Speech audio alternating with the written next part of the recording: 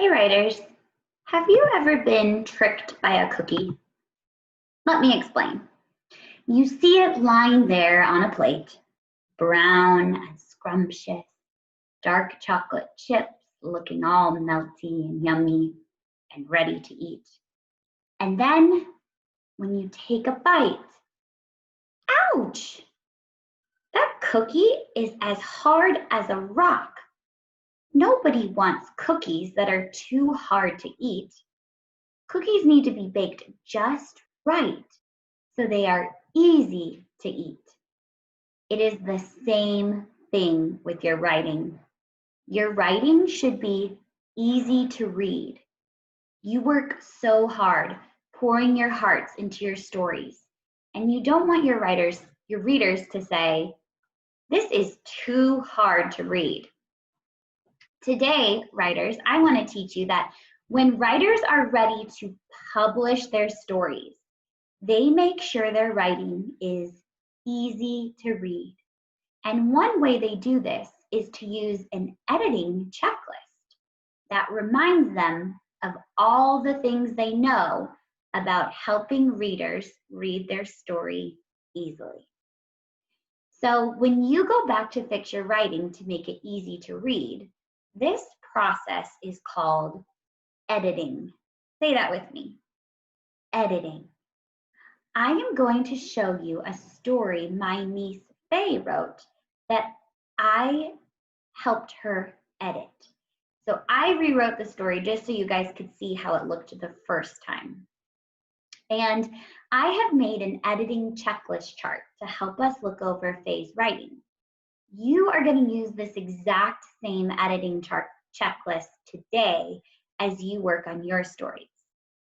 Let's read the editing checklist together, and then let's use the editing checklist to help us edit Faye's story. Okay, here is the editing checklist. The first thing says, I put spaces between my words. Then the editing checklist says, I checked the word wall. Then it says, I spelled tricky words the best I can. I wrote letters for most of the sounds.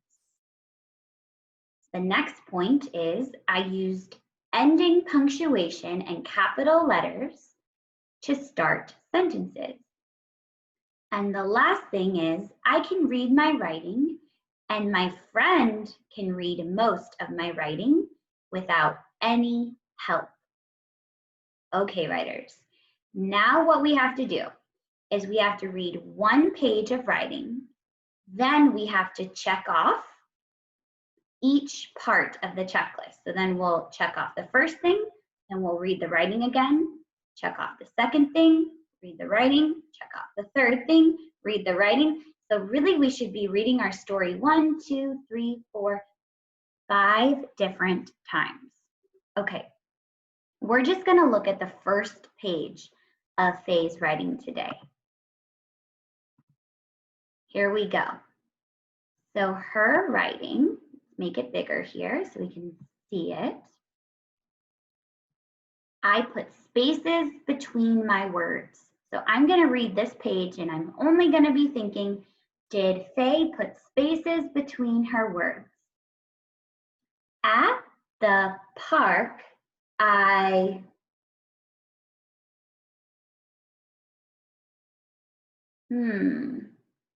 it's a W. I think this says and to the swing. At the park, I went to the swing. Oh, I think she meant to say went there, but it's kind of like there's no space between W and. So I'm just going to cross that out and we're going to write went.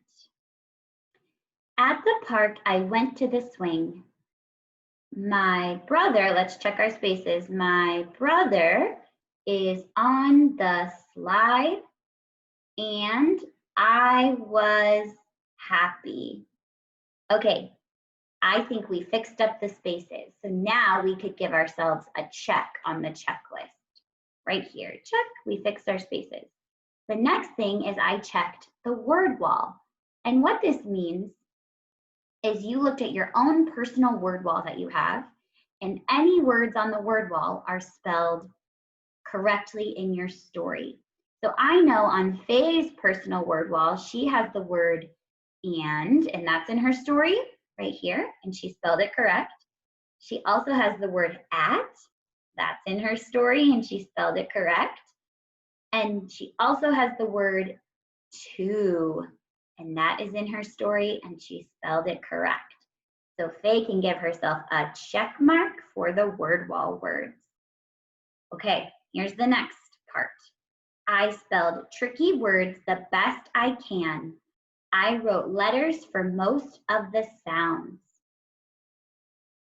I'm going to reread it and see if I spelled tricky words the best she could. At the park. I think what Faye did here was she heard the first sound and the last sound, but there's a sound missing in the middle here. Park. Okay, so we need to try to stretch this word out a little bit better. At the park. I hear a vowel sound there. At the park, I went to the swing. Ooh, she really stretched that word out. My brother, and this one, brother, is on the slide, and I was happy. Okay, good, we fixed that word. Let's give ourselves a check. Now we're gonna move to the fourth point, which is I used ending punctuation and capital letters to start sentences. Okay, I see a problem right away. Faye did not capitalize the A at the beginning of this sentence. So we're just gonna cross it out and put a capital A right there.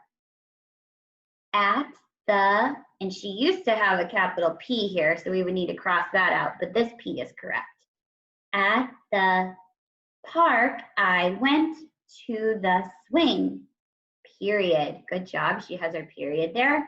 But what's the problem here?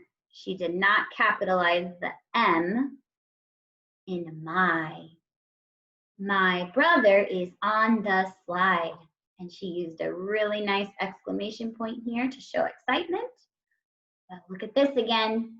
She needs to capitalize the A in and. And I was happy, period.